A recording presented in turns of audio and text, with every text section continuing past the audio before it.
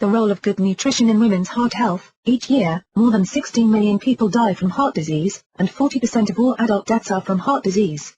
Although women have a tendency to have heart disease later in life than men do, it is more severe and more likely to be fatal, with more women dying from heart disease than breast cancer. Metabolic syndrome and heart disease, a group of 3 or more specific problems, including obesity centered around the waist, an apple-shaped figure, high blood pressure, low levels of good cholesterol, high levels of triglycerides, and sugar metabolism problems can lead to a condition known as metabolic syndrome. Another risk of this condition is high levels of C-reactive protein, a chemical created in the liver in response to inflammation. A person with a level of 1 to 3 milligrams of C-reactive protein per liter of blood is at risk for metabolic syndrome and heart disease. Heart disease risk factors. In addition to women being at higher risk for heart disease, there are also a number of risk factors that can increase their chances of having heart disease, including smoking. Smoking is bad for your health anyway, but it is a major risk factor for women and heart disease. Women who smoke are 5 times more likely to develop heart disease than women who don't smoke. Weight. Being overweight is another risk factor when it comes to heart disease. Women with a body mass index of 27 or more are at a higher risk for developing heart disease.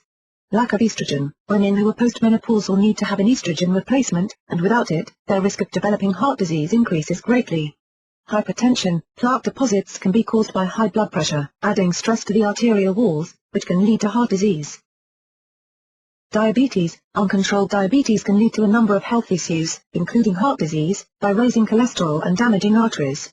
Lack of exercise. Just like the rest of the muscles in your body, the heart needs exercise to be healthy, and when you don't exercise, you increase your chance of other risk factors, such as obesity, hypertension and diabetes. Family history. This is something you have no control of, but if there is a history of heart disease in your family, you may be at risk yourself. If you find yourself in any of the above categories, you can take steps to become healthier. A change in diet will help, along with becoming more active. This will lower your risk for a number of health conditions, including heart disease. The importance of exercise. One of the first things to do if you want to get in better shape and reduce your risk of heart disease is to start exercising. This doesn't mean that you have to work out at the gym for 3 or 4 hours every day, but the American Heart Association does recommend that people get at least 1/2 hour of exercise daily. This doesn't have to be any kind of structured exercise.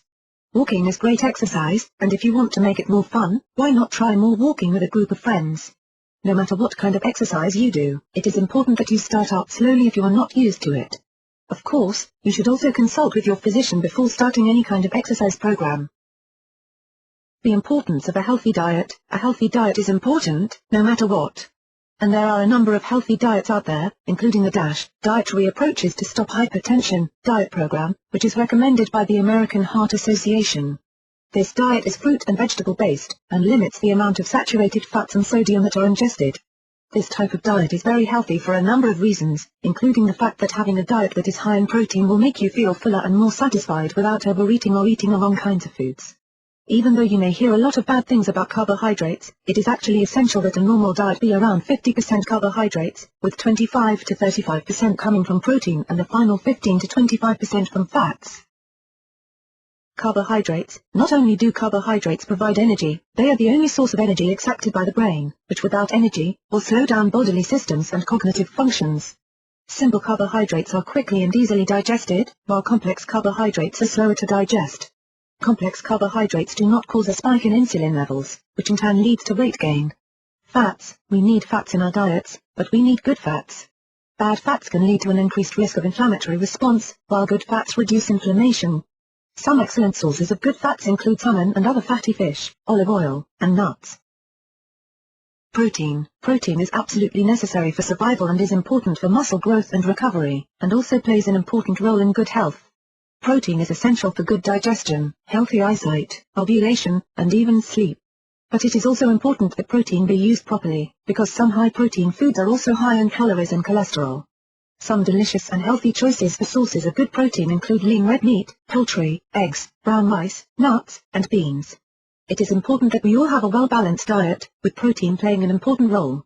But it is also important to remember that too much protein can have effects opposite of what you are looking for, including weight gain, kidney damage, and digestive troubles. One great way to get the right amount of protein is by using ProfectR, by Protica, a 100-calorie drink that is less than 3 ounces but offers 25 grams of protein. ProfectR is low in carbohydrates and is available in delicious fruit flavors.